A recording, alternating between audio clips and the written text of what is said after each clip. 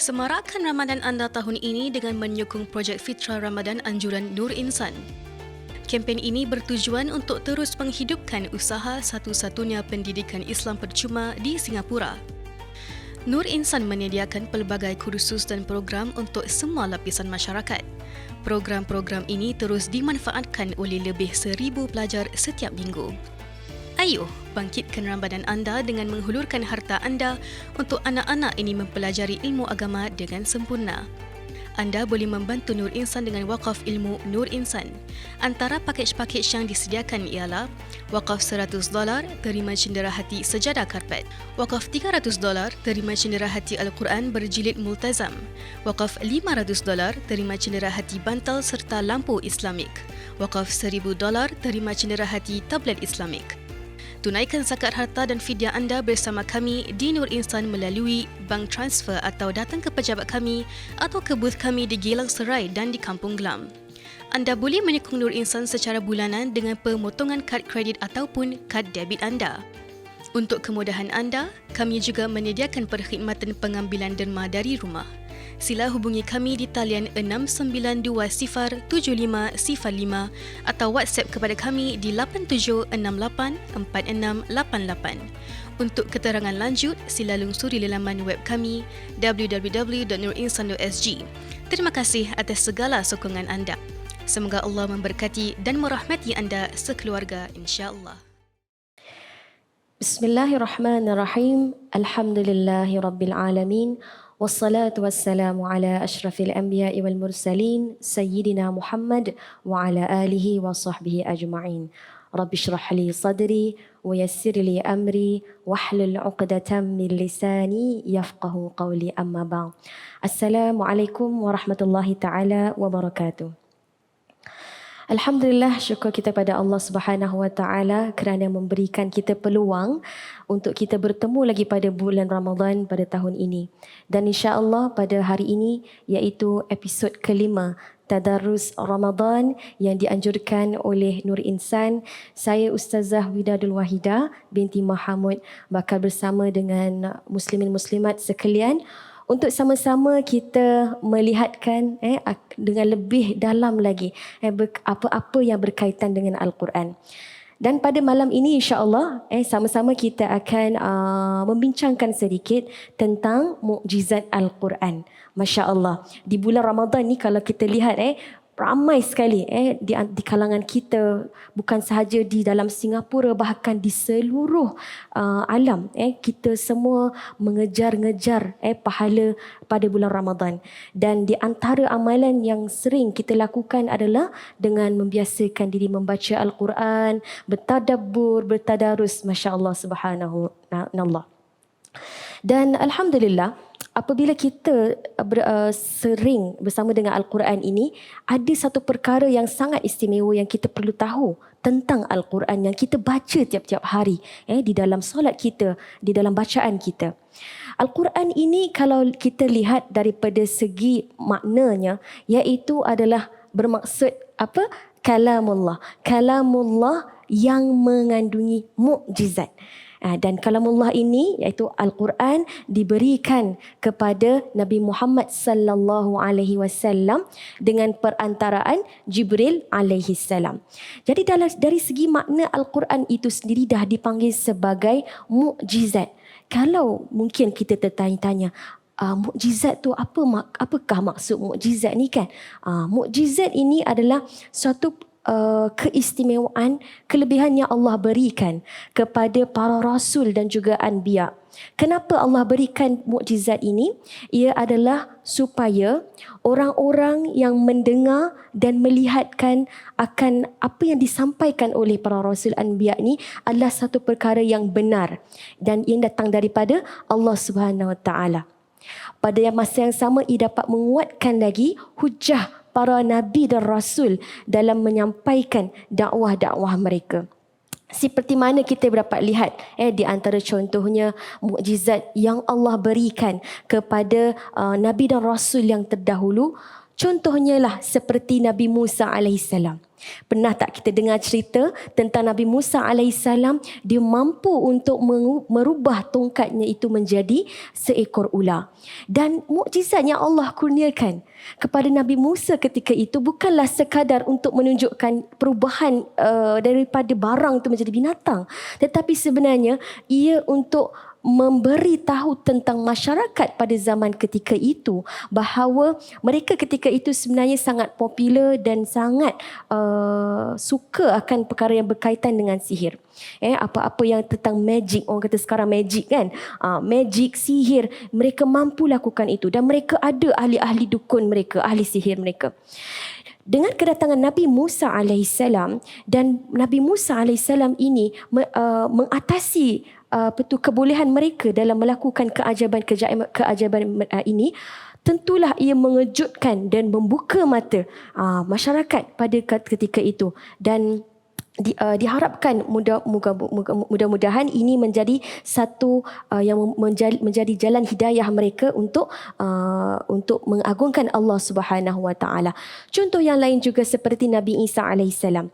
Di antara mukjizat yang Allah berikan kepada Nabi Isa iaitu adalah Nabi Isa boleh mengubat penyakit, menyembuhkan penyakit, dan contohnya penyakit adalah seperti penyakit sopak, dan juga di antara contoh yang lain adalah menghidupkan orang yang mati. Ini adalah kebolehan yang tidak pernah dan tidak boleh dilakukan oleh manusia. Dan pada ketika zaman Nabi Isa alaihissalam, kebanyakan masyarakat pada ketika itu mereka lebih cenderung kepada perubatan. Nampak tak bagaimana Allah Subhanahu Wa Taala mengejutkan mereka, menakjubkan mereka dengan bidang yang mereka sendiri ketika itu sedang dalami. Dan sudah tentulah ini adalah suatu perkara kita panggil sebagai kebesaran Allah Subhanahu Wa Taala. Dan akhir sekali contoh yang kita dapat daripada Nabi Muhammad sallallahu alaihi wasallam. Apakah mukjizat yang terbesar yang diberikan kepada Nabi Muhammad sallallahu alaihi wasallam? Itulah Al-Quranul Karim. Mari sama-sama kita lihatkan tentang apakah maksud mukjizat muslimin muslimat yang dirahmati Allah sekalian. Sebentar tadi kita asyik ulang-ulang mukjizat. Jadi apa tu maksud mukjizat?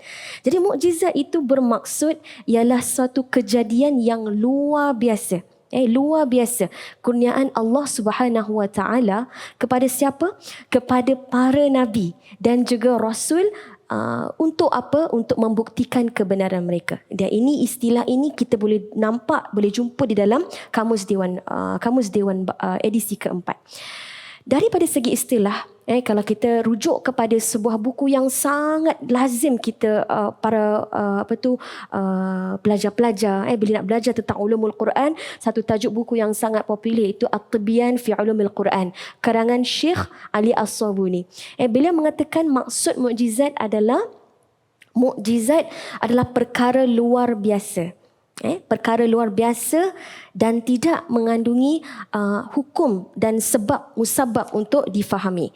Dan ia dijadikan oleh Allah Subhanahu Wa Taala kepada para rasul sebagai bukti tentang kebenaran mereka. Jadi kita dah faham daripada definisi ini, dah memberi gambaran yang sangat jelas berkenaan maksud mukjizat itu, iaitu yang pertama sekali, ini satu perkara yang tak boleh dilakukan oleh manusia, yang luar biasa, dan yang kedua, ia tak perlu menggunakan kadang di luar pemikiran rasional kita. Dia tak ada perlu sebab dan musabab. Dan ketiga, kita faham daripada maksud mukjizat, ia adalah diberikan kepada para rasul, bukan pada orang-orang biasa. Only pada para rasul dan anbiya, untuk sebagai saksi, saksi kebenaran mereka. Kemudian maksud mukjizat juga adalah untuk melemahkan siapa? Melemahkan orang-orang yang mencabar. Adakah ajaran kau ni betul?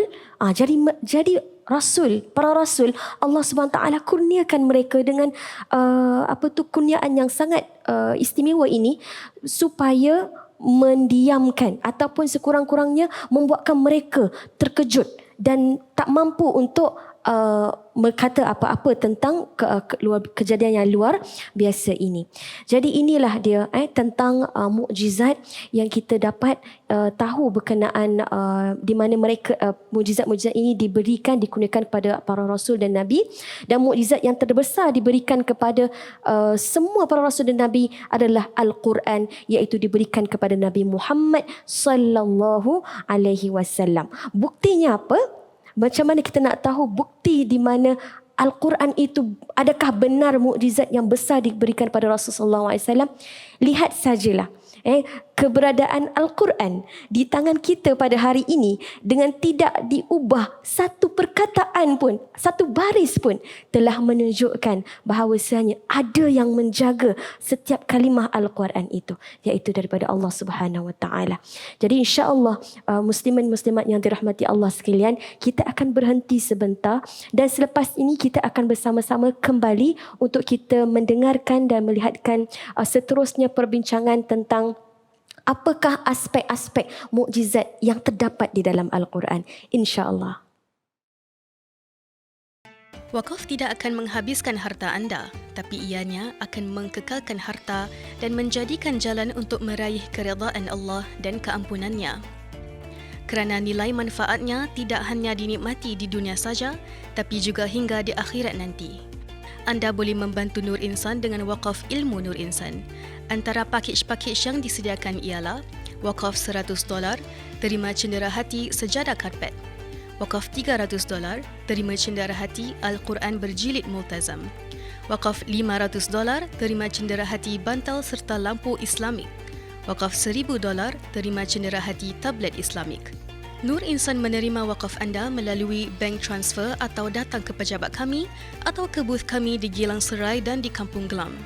Untuk kemudahan anda, kami juga menyediakan perkhidmatan pengambilan derma dari rumah. Sila hubungi kami di talian 69207505 atau WhatsApp kepada kami di 87684688. Untuk keterangan lanjut, sila lungsuri laman web kami www.nurinsan.sg. Terima kasih atas segala sokongan anda. Sucikan harta anda dengan menunaikan zakat harta bersama Nur Insan. Zakat menyempurnakan agama, mensucikan dan menambahkan harta, mendekatkan kepada Allah dan mendatangkan keberkahan.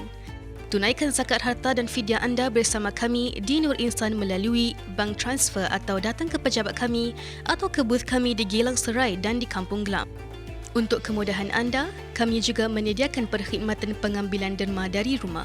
Sila hubungi kami di talian 69207505 atau WhatsApp kepada kami di 87684688. Untuk keterangan lanjut, sila lungsuri laman web kami www.nurinsan.sg. Tunaikan zakat, hidup berkat. Alhamdulillah bertemu kita sekali lagi bersama-sama dan kita akan meneruskan insya-Allah perbincangan kita berkenaan dengan mukjizat Al-Quran. Dan tadi ingat tak lagi muslim-muslimat yang dirahmati Allah, saya lontarkan soalan terakhir sebelum kita berhenti berehat tadi, iaitu bagaimana untuk kita membuktikan bahawa Al-Quran itu adalah mukjizat. Jadi kalau andai katalah kita bayangkan seandainya anak-anak kita atau sesiapa sahajalah di sekeliling kita, mungkin dia dah belajar tentang mukjizat kan, kemudian dia tanya pada kita, bagaimana nak membuktikan bahawa Al-Quran itu ada mukjizat? Masya Allah muslim-muslimat yang dirahmati Allah sekalian, soalan ni nampak macam susah, tapi sebenarnya insya Allah selepas ini kita akan lihatkan pecahan-pecahan tentang apakah bukti Al-Quran itu sebagai mukjizat. Dan sudah semestinya lah kalau kita nak menjawab ni, kita perlu untuk merujuk kepada ahli-ahli, orang-orang yang mendalami bidang ulumul Quran. Dan seperti mana tadi kita sebutkan, salah satu buku yang sering menjadi rujukan iaitu buku At-Tibyan fi Ulumil Quran karangan Syekh Muhammad Ali As-Sabuni. Beliau menyenaraikan subhanallah sampai tersasul, menyenaraikan sudut-sudut itu. Antaranya adalah mukjizat ini daripada dia mengandungi keistimewaan daripada segi bahasa. Jadi insya-Allah nanti sama-sama kita akan bincangkan daripada segi kehalusan bahasa. Kemudian yang kedua, mukjizat Al-Quran dapat dilihat daripada segi kesempurnaan syariat. Dan yang ketiga adalah mukjizat Al-Quran dapat kita lihat daripada segi khabar ghaib yang terkandung di dalam Al-Quran. Keempat, kandungan Al-Quran juga mengandungi ramalan. Ramalan yang setelah itu menjadi kenyataan. Dan yang kelima, ada juga penemuan saintifik yang juga membenarkan akan betulnya fakta-fakta yang terdapat di dalam Al-Quran. Dan juga banyaklah lagi sebenarnya. Kalau kita lihat perbincangan ulama-ulama yang lain, mereka juga sebenarnya memberikan beberapa aspek yang lain. Tapi insya-Allah pada hari ini saya akan bercerita hanya satu sahaja dahulu, iaitu daripada segi aspek bahasa. Jadi masya-Allah, muslimin muslimat yang dirahmati Allah sekalian, Al-Quran ini diturunkan dalam bahasa Arab, dan pada ketika itu Rasul yang terpilih juga adalah di kalangan bangsa Arab, iaitu Nabi Muhammad sallallahu alaihi wasallam. Mari sama-sama kita zoom in sekejap pada keadaan masyarakat Arab ketika sebelum kedatangan Islam. Kita kena tahu pada ketika itu, walaupun sebenarnya masyarakat Arab ni, kalau kita nak bandingkan dengan peradaban dan ketamadunan daripada negara-negara lain, contoh daripada Empire Parsi, contoh daripada negara-negara yang besar yang lain, kalau nak dibandingkan, nama masyarakat Arab ni tak sebegitu menyerlah langsung. Nak kata tu mereka tak menyerlah dari segi peradaban dan ketamadunan. Kerana apa? Ialah mungkin dari segi aspek tempat mereka dan juga kelakuan mereka dan pelbagai lagi perkara yang menghambat mereka dan membuatkan mereka ni jauh ketinggalan daripada ketamadunan yang lain. Ini sebelum kedatangan Islam ya. Jadi apabila ketika itu saya pernah belajar ni cerita tentang waktu dulu, waktu di universiti dulu saya pernah belajar tentang kesusastraan bahasa Arab. Jadi kita belajarlah tentang bagaimana mereka melakukan syair dan sebagainya. Dan rupa-rupanya bangsa Arab ini sebelum kedatangan Islam, mereka ni memang orang yang suka berdagang, orang yang sangat bersosial. Tapi pada masa yang sama ada satu kekuatan mereka, iaitu mereka ini suka untuk sesuatu perkara yang berkaitan dengan bahasa mereka. Sama ada apa? Untuk memperkaya bahasa mereka, mereka akan lakukan syair-syair. Dan syair ni bukan sebarang-sebarang syair. Kalau kita kaji betul-betul, dia punya perumpamaan tu subhanallah. Sangat orang kata tu jauh pandangan mereka tu. Dia punya perumpamaan yang mereka gunakan, mood yang mereka gunakan dalam penulisan syair mereka, itu menunjukkan tentang betapa masyarakat Arab ketika itu sebelum kedatangan Islam, mereka ini adalah ahli-ahli bahasa yang sangat hebat. Mereka mampu untuk melakukan syair yang boleh memukau orang lain dan menaikkan semangat orang lain dan juga melambangkan kebanggaan untuk sesebuah kaum tersebut. Jadi masyarakat Arab ketika itu, di antara tempat yang mereka suka untuk melaungkan syair-syair mereka ataupun mempersembahkan syair-syair mereka ini adalah di antaranya di kawasan pasar. Satu pasar nama sebagai satu pasar Ukas kalau kita pernah belajar tentang sejarah. Jadi di pasar inilah mereka bersyair sana dan sini, bertandinglah, kita tak tahu macam mana kan, ditulis syair dengan tulisan emas yang memamerkan betapa gahnya syair mereka pada ketika itu. Dan bagi siapa kaum yang dapat memenangi pertandingan syair tersebut yang didapati sangat bagus, akan digantungkan di sekeliling Kaabah. Masya Allah, satu penghargaan yang sangat besar. Dan kita kena tahu pada zaman ketika itu Kaabah tu memang ada satu tempat yang mulia. Cuma sayangnya masyarakat ketika itu mereka instead of mereka menyatukan Allah Subhanahu Wa Taala, esakan Allah Subhanahu Wa Taala, mereka menyembah berhala. Jadi banyaklah pada zaman itu berhala-berhala, sama ada kecil sama ada besar, di sekeliling Kaabah. Dan apabila Nabi Muhammad sallallahu alaihi wasallam datang, diberikan wahyu daripada Allah Subhanahu Wa Taala, setiap kataan yang ada di dalam Al-Quran tersebut, wahyu yang datang daripada Rasulullah SAW, tatkala Rasulullah SAW mengongsikan ayat ini kepada para sahabat, dan juga dikongsikanlah juga kepada masyarakat Arab ketika itu, terutamanya di pasar. Rasulullah pun juga berdakwah di sana. Jadi apa yang berlaku? Mereka bila dengar saja ayat Quran, dia kata, apakah syair ni? Syair ni sangat luar biasa, yang tak pernah kita dengar sebelum ni, tapi cantik sangat. Dia punya susunan kata, susunan bahasanya yang indah. Dan juga terdapat fakta-fakta yang mereka tak tahu sebelum ni ada fakta seperti ini. Ini seperti sangat luar biasa. Jadi nak katakan Allah Subhanahu Wa Taala turunkan Al-Quran kepada Nabi Muhammad sallallahu alaihi wasallam. Tadi kita tahu apa, mukjizat adalah perkara luar biasa yang boleh melemahkan. Itu sebenarnya dah menggugat ke pegangan masyarakat Arab ketika itu, di mana mereka merasakan bahawa mereka tidak mahu lagi menyembah pada Allah Subhanahu Wa Taala. Tetapi bila diberikan Al-Quran, mereka dah mula goyah. Ini bahasa ni sangat luar biasa ni. Masya Allah.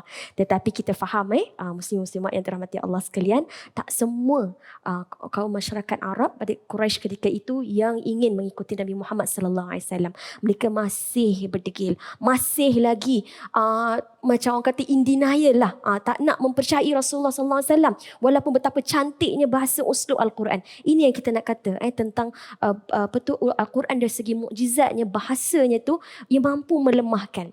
Jadi antara satu insiden pernah Rasulullah sallallahu alaihi wasallam dia sendiri pergi kepada masyarakat orang Arab Quraisy yang tidak masih enggan lagi mempercayai bahawa Nabi adalah Rasul dan Al-Quran itu datang daripada Allah. Jadi Rasulullah pernah juga. Apa Rasulullah buat? Sebab dah degil sangat. Jadi Rasulullah kata begini, kalau tak boleh, kalau boleh, cubalah kamu datangkan semisal seperti Al-Quran tu. Cuba datangkan kepada saya. Jadi nak kata apa, nak cabar, boleh tak kamu buat cantik, uslub yang cantik ataupun kata-kata ayat-ayat yang cantik seperti mana dalam Al-Quran. Tak ada pun. Mungkin kalau ada pun memang tak setaraf lah. Tak ada pun yang mampu menandingi bahasa Al-Quran. Kemudian ditanyakan lagi, diajukan lagi Rasulullah SAW kepada kaum Arab Quraisy. Dia kata apa? Rasulullah kata apa? Okay, kalau tak boleh 10 pun tak apa, 10 surah. Cuba datangkan dengan ayat serupa 10 surah. Tak ada, masih belum ada. Kemudian akhirnya apa? Rasulullah kata lagi, okey, datangkan satu saja, satu ayat, satu surah yang boleh menandingi satu surah dalam Al-Quran. Satu tau muslim-muslimat yang dirahmati Allah sekalian, dalam banyak ribuan orang-orang masyarakat Arab Quraisy yang in denial, masih tak nak mengaku Nabi sebagai Rasul, tak ada satu pun yang boleh. Dan mereka tahu ayat Al-Quran ini adalah ayat yang sangat luar biasa, yang bukan seorang manusia boleh cipta ayat tersebut. Masya Allah. Jadi ini dah dia muslimin muslimat yang dirahmati Allah sekalian. Daripada kejadian ini kita dapat tahu bahawa ini ayat Al-Quran adalah ayat yang diturunkan daripada Allah Subhanahu Wa Taala bagi membimbing, sebagai petunjuk kepada umat manusia, bukan saja pada muslimin, pada pengikut Nabi Muhammad, tapi pada seluruh manusia sejagat. Dan kalau kita lihat pada zaman Rasulullah SAW juga ada satu insiden juga di mana, ingat tak kita tentang kisah Sayyidina Umar bin Al-Khattab. Umar bin Al-Khattab, sebelum beliau memeluk agama Islam, beliau pada asalnya sangat membenci Islam. Dia membenci Islam, dia membenci Nabi Muhammad sallallahu alaihi wasallam. Okey, sampaikan dia kata tu dia nak membunuh Nabi Muhammad sallallahu alaihi wasallam. Tetapi pada ketika mana dia pergi ke rumah adiknya dan dia terdengar adiknya membaca Quran, okey, kemudian dia suruh adiknya mengulang lagi bacaan ayat Quran tersebut. Subhanallah, datang hidayah Allah kepada dia saat dia mendengar sahaja ayat Al-Quran itu, muslim-muslimat yang dirahmati Allah. Dia mendengar saja, belum lagi bertemu dengan Rasulullah dengan baik-baik ni, baru mendengar, dah terbuka hatinya untuk menerima agama Islam. Jadi subhanallah, hadirin hadirat yang dirahmati Allah, banyak sekali lah sebenarnya dari segi bahasa. Kalau kita cari buku-buku di dalam mungkin perpustakaan ataupun di tokoh-tokoh, kita boleh lihat banyak sekali perbincangan daripada segi bahasa, maknanya dari segi sudut makna, daripada segi nahwu dan saraf. Al-Quran ini semuanya sangat lengkap dan tak ada satu kesilapan pun yang ada di dalam Al-Quran, dan ia sememangnya satu perkara yang kita harus mensyukuri. Subhanallah. Sebagai umat Islam, umat Nabi Muhammad sallallahu alaihi wasallam, kita diberikan kelebihan ini. Diberikan kelebihan ini adalah apa? Untuk menyaksikan betapa hebatnya Al-Quran itu. Masya Allah.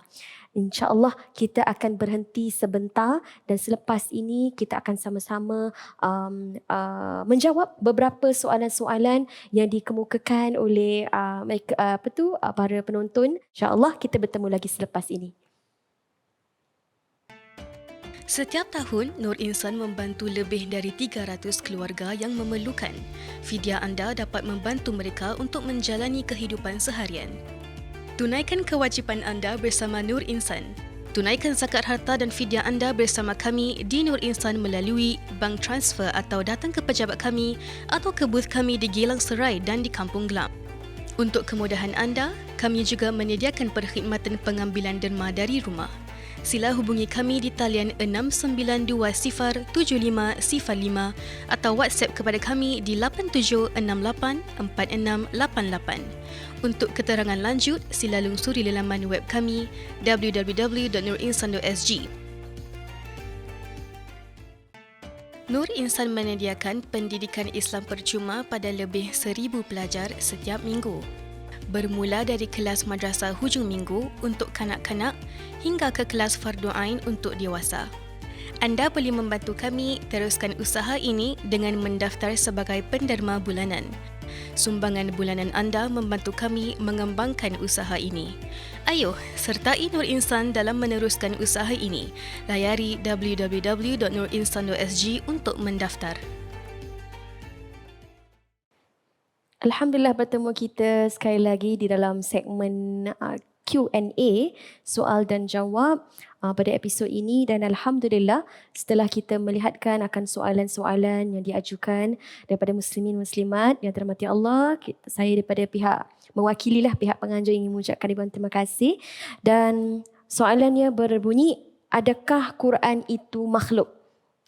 Soalan susah ni, insya-Allah. Adakah Quran itu makhluk? Macam mana muslim-muslimat rahmati Allah? Makhluk tu dikatakan seperti apa ciptaan Allah SWT lah. Macam manusia, binatang dan sebagainya. Jadi adakah Quran itu makhluk? Jadi masya-Allah, mari sama-sama kita melihatkan akan kenapa ada soalan macam begini. Mungkin kita mungkin pernah dengar beberapa hadis daripada Nabi Muhammad sallallahu alaihi wasallam di mana lafaz hadis tersebut berbunyi, Al-Quran datang pada hari kiamat seperti seorang lelaki yang kekuningan tubuhnya, lalu dia berkata, akulah yang menyebabkan engkau bangun malam dan menyebabkan engkau dahaga di siang hari. Okey, dan banyak lagi terdapat hadis-hadis yang menunjukkan bahawa Al-Quran ini nanti pada hari akhirat akan menjadi sesuatu yang lain. Contohnya, satu hadis lagi yang diriwayatkan daripada Abu Umamah Al-Bahili bahawa Nabi Muhammad sallallahu alaihi wasallam bersabda. Sabda Rasulullah di mana maksudnya, bacalah Al-Quran, sesungguhnya ia akan datang pada hari kiamat sebagai pemberi syafaat kepada pembacanya. Bacalah Al-Zahrawan, iaitu Al-Baqarah dan Ali Imran, kerana keduanya nanti datang pada hari kiamat seakan-akan awan atau cahaya matahari ataupun seperti burung yang berbulu yang terbang mengelilingi pembacanya. Bacalah surah Al-Baqarah kerana sesungguhnya bacaannya adalah berkat dan meninggalkannya adalah penyesalan. Tukang sihir tidak akan mampu menandinginya. Okey, atau kama qal. Jadi pada kedua-dua hadis ini, daripada maksudnya dapat kita lihat dari segi mata kasar, kita akan dapati bahawa Al-Quran itu seolah-olah, kalau kita salah fahamlah, seolah-olah seperti boleh menjadi seperti seorang pemuda yang kekuningan tadi, yang pertama tadi sebut, dan Al-Quran ini boleh juga merubah jadi awan ataupun cahaya matahari. Dan muslimin muslimat yang dirahmati Allah, ingin kita perbetulkan permasalahan ini. Sememangnya Al-Quran bukanlah makhluk. Kita tak boleh salah anggap Al-Quran bukanlah makhluk. Ia adalah kalamullah, iaitu kata-kata daripada Allah Subhanahu wa Ta'ala. Jadi yang dimaksudkan sebenarnya daripada hadis sebentar tadi adalah sebenarnya yang akan membantu kita di hari akhirat nanti bukanlah Al-Quran itu bertukar, tetapi pahala daripada bacaan ayat suci Al-Quran sewaktu kita lakukan di dunia ini. Jadi pahala-pahala inilah yang akan menjadi naungan kita, yang akan membantu kita. Dan bantuan itu akan menjadi pelbagai lah. Sebab itu dah dikatakan dalam hadis, bantuan pahala-pahala yang kita dapat akan menjadi seperti awan yang melindungi kita, akan menjadi seperti burung yang yang berterbangan, dan juga akan menjadi seorang pemuda yang akan menjawab hujah bagi pihak kita. Jadi alhamdulillah, insya-Allah mudah-mudahan kita tidak tersalah faham bahawa Al-Quran itu berubah menjadi makhluk pada hari akhirat nanti, tetapi itu sebenarnya nak menunjukkan kita tentang pahala-pahala yang kita baca daripada Al-Quran itu akan nescaya mendapat menjadi manfaat dan syafaat buat kita semua, insya-Allah. Jadi mudah-mudahan saya dah menjawab soalan yang pertama, dan betul saya dapat menjawab lagi satu soalan insya-Allah yang dikemukakan, iaitu soalannya, adakah betul kalau kita lihat Al-Quran kita dapat pahala? Lihat Al-Quran sahaja. Okey, Masya Allah. Apabila kita merujuk kepada bagaimana persoalan ini timbul, ada terdapat hadis di mana Rasulullah SAW bersabda yang maksudnya melihat pada 3 perkara ini adalah ibadah. Melihat kepada wajah ibu bapa, melihat mushaf Al-Quran, dan melihat laut. Dan hadis qamaqal ini terdapat terkandung di Musnad Al-Firdaus. Tetapi di buku-buku hadis yang lain seperti riwayat hadis Bukhari dan Muslim tidak terkandung hadis ini. Kerana apa? Kerana hadis ini menurut pembahasan ulama di antara hadis yang lemah. Kerana ada terdapat salah satu perawi yang tidak dapat dipercayai. Jadi disebabkan kelemahan hadis ini, soalan yang seterusnya kita nak tahu, adakah boleh kita beramal dengan hadis yang lemah ini? Jadi kalau kita nak beramal, kita boleh beramal, tetapi kita tidak boleh ataupun menyandarkan bahawa ini adalah perbuatan yang datang daripada ataupun kata-kata datang daripada Rasulullah SAW, untuk berjaga-jaga. Dan juga kalaulah anda kata kita ni kita katakan kalau lihat Al-Quran dapat pahala, mungkin ada satu lagi perkara yang kita boleh tambahkan. Bila kita lihat Al-Quran, kita tanam sekali niat. Niat kita dan bila kita melihat Al-Quran, seperti mana kita dah belajar tadi tentang mukjizat kan, luar biasa. Kita lihat Al-Quran, itu satu keagungan Allah Subhanahu Wa Taala. Keberadaan Al-Quran dengan kita ni satu special lah, yang mana ada kitab yang daripada berzaman dulu-dulu sekali boleh sampai sekarang kan. Jadi dengan keagungan yang kita ada ni, kebesaran Allah, kita memuji Allah, perkara ini, perbuatan ini akan mendatangkan pahala. Dan pahala inilah yang kata, kita apalah dengan melihat Al-Quran ni dapat pahala sekali. Sebab apa? Kita sambungkan sekali dengan niat yang kita tahu bahawa ini adalah daripada kekuasaan dan keagungan Allah Subhanahu Wa Taala. Seperti mana sabda Rasulullah SAW, Rasulullah pernah berkata apa? Maksudnya, barang siapa yang melihat sesuatu yang membuatnya takjub, kemudian dia mengucap Masya Allah, la quwata illa billah. Dan iaitu maksudnya tiap sesuatu itu berlaku atas kehendak Allah, tiada kekuatan selain Allah, maka sesuatu tersebut tidak akan membahayakannya. Jadi kesimpulannya, bolehlah kita anggap sebagai kita melihat naskah Al-Quran tu, mungkinlah ada di antara kita yang masih lagi bercuba tiap-tiap hari untuk membaca Al-Quran tersebut, untuk memahami Al-Quran. Dengan kita melihatkan sahaja, insya-Allah mudah-mudahan Allah Subhanahu Wa Taala memberikan ganjaran pahala kepada kita atas sebab niat kita yang ikhlas untuk memahami kalimah Allah Subhanahu Wa Taala. Insya-Allah kita mengakhirkan episod pada hari ini. Kita akan insya-Allah bertemu lagi pada episod akan datang.